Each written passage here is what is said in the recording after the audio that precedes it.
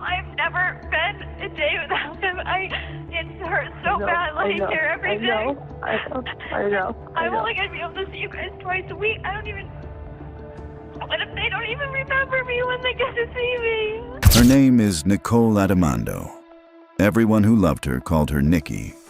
She was a preschool teacher, a gymnastics coach, and a mother who had never spent a single day away from her children. The night she said those words, she had just been arrested for murder. What the police report would not capture is what happened in the years before that night.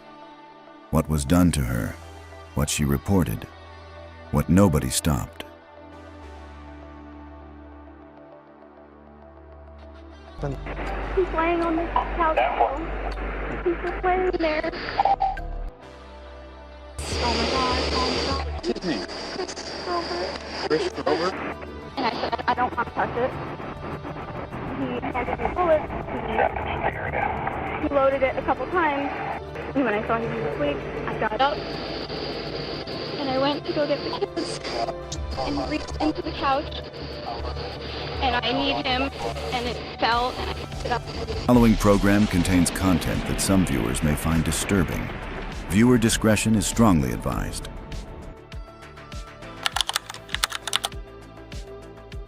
A Poughkeepsie police officer pulls over a vehicle on a routine traffic stop. The driver is a young woman. 2 children are in the back seat. She doesn't reach for her license. She doesn't ask what she did wrong. She tells the officer she has just killed someone. The officer radios it in. A second unit responds to the address she gives. A ground-floor apartment in the town of Poughkeepsie, New York. Inside, they find Christopher Grover, 29 years old, on the living room couch. 2 gunshot wounds. No signs of struggle. No forced entry. The apartment is otherwise quiet. Nicole Addimando is 28 years old. She has no criminal history. She is a preschool teacher, a gymnastics coach, a mother who, by every account, structured her entire life around her children. She did not deny pulling the trigger. What she said next would take 4 more years, a landmark appeal, and a law that had to be written specifically for cases like hers, before anyone in the justice system was willing to fully hear it. This is the case of Nicole Addimando. If you're new to the Crime 95, subscribe and turn on notifications. Now, let's go back to the night everything changed. Nicole was born in 1988. She grew up in the Hudson Valley, graduated from Franklin D. Roosevelt High School in Dutchess County in 2007, where her yearbook superlative read, "most huggable." Her friends described her as warm, present, and deeply attentive. Not the kind of person who sought attention, the kind who noticed when someone else needed it. She pursued gymnastics coaching and worked with children, first as a coach, later as a preschool teacher. She was, by every professional account, exactly where she was supposed to be. In 2008, she was 19. Christopher Grover was 21. They met at a gym where both worked as gymnastics coaches. They were in the same professional circle, the same age range, the same world. By 2012, Nicole was pregnant with their first child. They moved in together in Salt Point, New York. A second child followed in February 2015. On paper, it looked like a life being built. In practice, something else had already begun. What the public would later learn about Christopher Grover did not come from a single event. It came from a pattern. According to Nicole's testimony, the abuse began in 2013, 1 year after they moved in together, after the first child was born, after leaving became logistically harder. That timing is not incidental. Coercive control typically escalates once a victim's exit routes narrow. A shared home, a child, financial dependency, each one a lock on the door. Nicole described physical violence, forced sexual acts, and psychological control that deepened over years. She provided photographs she said documented her injuries. Medical records were presented at trial. Police and medical professionals testified about injuries they had personally observed. Christopher Grover also filmed the abuse. He uploaded those videos to an adult pornography website without Nicole's knowledge or consent. Law enforcement confirmed they had viewed the content. It was entered into the record. This was not a secret he kept from the world because he felt shame.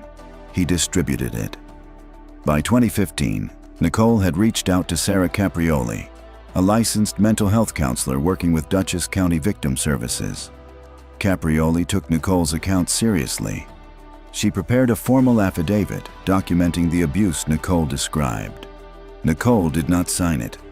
She was afraid of what would happen when she got home. In November 2015, Family Services contacted Detective Jason Ruscillo of the Hyde Park Police Department. A professional in a position to protect Nicole Addimando had flagged what she was reporting. The meeting happened. The affidavit existed. The documentation was there. Nothing changed inside that apartment. Nicole continued living with Christopher Grover. Her children continued growing up in that home. And whatever happened behind that door continued happening, because the system that received the information did not interrupt the pattern. This is the architecture of coercive control cases that end in death. The violence rarely arrives without warning. It arrives after warnings that went unacted on, after reports that were taken and filed, after a woman sat across from a professional and described what was being done to her, and then went home to the person doing it because she had nowhere else to go that he couldn't reach. On the night of September 27, 2017, Nicole told investigators that Christopher threatened her with a firearm, that after years of abuse, the threat that night felt different, final. She fired 2 shots, one to the left temple, one to the neck. Then she put her children in the car and drove. She was stopped before she reached wherever she was going. She told the officer the truth immediately. It was kill or be killed, she would later tell ABC's 2020 in a 2023 jailhouse interview. She has never denied pulling the trigger. She has never claimed it didn't happen. What she has consistently maintained is why. Nicole Addimando went to trial in March 2019. The prosecution's position was straightforward. Christopher Grover was shot while seated on a couch, in a position consistent with being asleep or at rest. They argued Nicole could have left, that she had options, that this was not self-defense, it was murder. The defense presented testimony from Nicole herself, physical evidence of documented injuries, medical records, witness accounts from people who had seen the damage Grover had caused, and the expert testimony of a psychologist on battered women's syndrome. The documented psychological framework that explains why victims of sustained coercive control do not simply leave. The jury deliberated and returned a guilty verdict on second-degree murder and second-degree criminal possession of a handgun. In February 2020, Judge Edward McLaughlin sentenced Nicole to 19 years to life. Nicole stood in that courtroom and said, "This is why women don't leave. They so often end up dead, or where I'm standing, alive, but still not free." Judge McLaughlin, in his written decision, noted that Nicole had the opportunity to safely leave her alleged abuser. He further stated it was not clear whether the abuse had occurred in part or in whole. He had access to the same photographs, the same medical records, the same testimony, the same videos Christopher Grover had uploaded himself. He sentenced her to 19 years. In 2019, New York State passed the Domestic Violence Survivors Justice Act, legislation specifically designed to allow sentence reductions for survivors of abuse, when that abuse was a significant contributing factor to the crime. Nicole's legal team filed for resentencing under the DVSJA. Judge McLaughlin denied the application. His reasoning rested on the same foundation as his original sentencing, that Nicole could have left. Her attorneys appealed to the New York Supreme Court's Appellate Division. In July 2021, the Appellate Division overturned McLaughlin's analysis entirely. The court's written ruling was direct. The lower court had premised its entire analysis on a presumption that Nicole could have avoided further abuse. The appeals court rejected that presumption without equivocation. The evidence, photographs, medical records, expert testimony, Nicole's own account, established that the abuse was a significant contributing factor to her actions. Her sentence was reduced to 7.5 years. In November 2021, Nicole filed a clemency application with Governor Kathy Hochul, supported by a petition of 30,000 signatures. A second petition amassed 579,000. Governor Hochul granted clemency to other individuals in consecutive years. Nicole's name was not on either list. Larissa Vreeland, a member of Nicole's defense committee, stated publicly, "What this case is showing women is that you will not be believed." Nicole Addimando was released from Bedford Hills Correctional Facility on January 4, 2024. She served approximately 7 years. She was reunited with her children, who had been in family care throughout her incarceration. She is currently serving 5 years of parole supervision. Christopher Grover's family has consistently disputed Nicole's account of the abuse. The videos he uploaded himself remain part of the court record. Nicole Addimando walked into a courtroom in 2020 and told a judge why women don't leave. She was sentenced to 19 years for surviving. A law had to be passed, an appellate court had to override a sitting judge, and 579,000 people had to sign a petition before the system moved a single inch in her direction. The documentation existed from 2015, the affidavit existed, the photographs existed, the videos that Christopher Grover posted himself existed. The medical records existed. What did not exist for years was a system willing to weigh that evidence against the one fact the prosecution kept returning to, that she had not left. The Domestic Violence Survivors Justice Act is now law in New York. It exists because cases like Nicole's exposed a gap in how the legal system processes survival.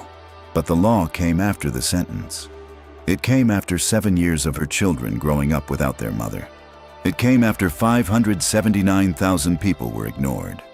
Nicole Addimando is free. She is rebuilding. She is with her children.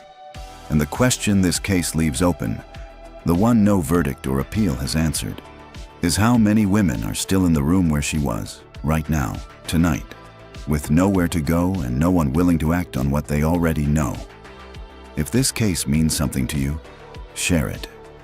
Not for the channel, for Nicole. For every woman whose documentation sits in a file somewhere that nobody has opened yet.